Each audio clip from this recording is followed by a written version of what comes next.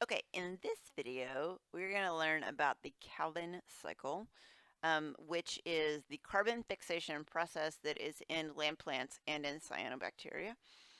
And so it is the second half of photosynthesis where all of the ATP and NADPH that were made in the light-dependent reactions are used to make sugar. So that is what we're going to learn. Calvin cycle makes sugar. So this diagram is just another diagram showing the light-dependent reactions, and so we can see that there are two photosystems here. And so this tells us, plus also the title, tells us that this is oxygenic photosynthesis. And so the electron will eventually end up at NADPH and be replaced to the initial photosystem by an electron from water. This process generates a PMF, which is used to make ATP, and also generates directly through a light-powered process NADPH. Okay, so this is where we are. We now have ATP and we have NADPH, and we're ready to use it to build stuff. Okay, so carbon dioxide fixation, somewhat obviously, is an anabolic process. We've talked about this. Anabolic processes are building processes. This process, like all anabolic processes, uses ATP as an energy source and reducing equivalents. This is just a fancy way to say compounds that give electrons, right? So to reduce something is to give it electrons. So reducing equivalents are things that give electrons. This is the NADPH. This is just like a more fancy way to say that. And so what we're going to end up making is an inorganic carbon dioxide into organic carbon. We are going to talk primarily about making it into glucose, but we can also make it into carbon skeletons, which you guys will remember are just carbon frameworks that can be used to make other compounds in the cell, like amino acids or nucleic acids or something. These are other names for carbon skeletons, intermediates, and precursor metabolites. Okay, so I feel pretty confident that you guys remember the Calvin cycle from before, because it is this. 6 CO2, 18 ATP at a minimum, right? You know this part. Right, so that's the Calvin cycle. I do want you to keep sort of general track of how many ATPs and NADPHs are used to make glucose, because when we learn about how to make amino acids, there will be way more ATP used, and you'll be like, oh, that is why bacteria use sugar first, because making amino acids is freakishly expensive for the cell. So I am not going to ask you how many ATPs are made, but just have like a general idea or know where to look back to find it. Okay, this is the formula for the Calvin cycle. So you may remember, if you have watched all of the other videos, that the guy that came up with this is Melvin Calvin. And I use that to help me keep this separate from the Krebs cycle, because for some reason I can easily remember Melvin makes stuff, and Melvin clearly goes with Calvin and clearly does not go with Krebs. It was Charles Krebs. I mean, I ask you, Melvin is way too snappy of a name to go with Krebs. Anyway, we're moving on. It doesn't actually matter how you remember this, but you do need to keep track the Krebs cycle and the Calvin cycle.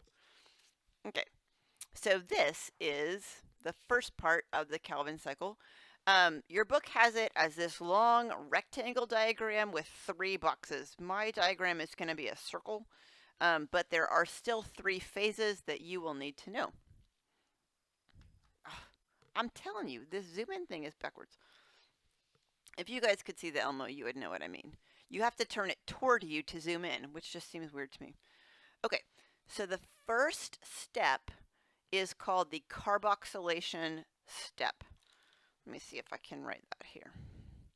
Okay, so the carboxylation step. The carboxylation step being the first step in turning carbon dioxide into sugar is considered to be the most important step, right? So just like how attachment is the first step in infection, that makes it the most important step. Carboxylation is the most important step in the Calvin cycle because if it does not happen, nothing else happens. The enzyme that facilitates this is abbreviated Rubisco. This is, no, not its whole name. Its whole name is not on here somewhere. But it has a much longer name. It has a very longer name. So the enzyme that facilitates the carboxylation step is called Rubisco. Thus, a lot of people will tell you that Rubisco is the most important enzyme on the planet because without Rubisco, we never make carbon dioxide into sugar. So that's this. So in the first step, the carbon dioxide is brought in. It actually runs one at a time, but they show you 6 because it needs 6 carbons to make glucose. It doesn't really matter. So carbon dioxide comes in.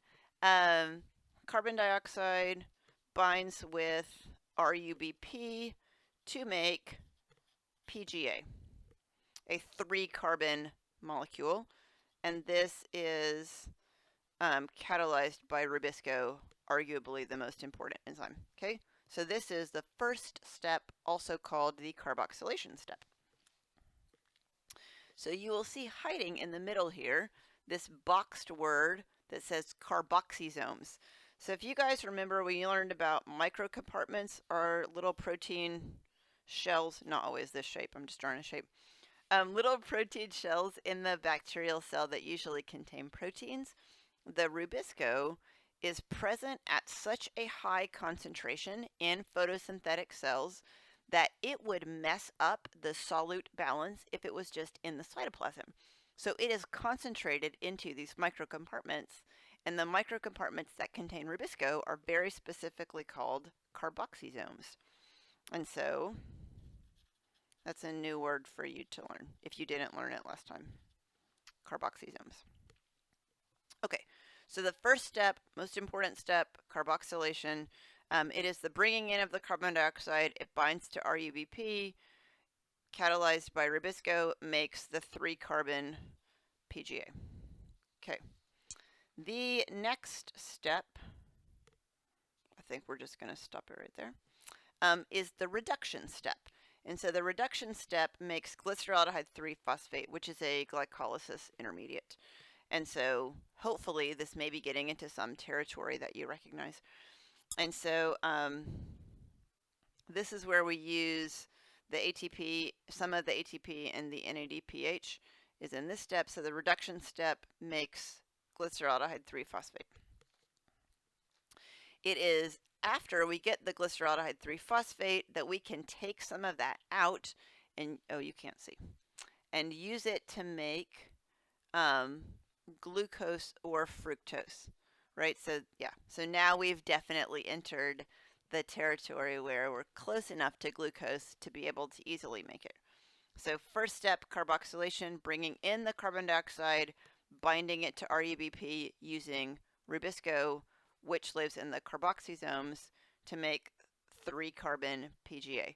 Second step, reduction, uses the ATP and the NADPH and makes glyceraldehyde 3-phosphate. You will notice the absence of a boxed enzyme name here, which means you do not need to know the enzyme that does this part.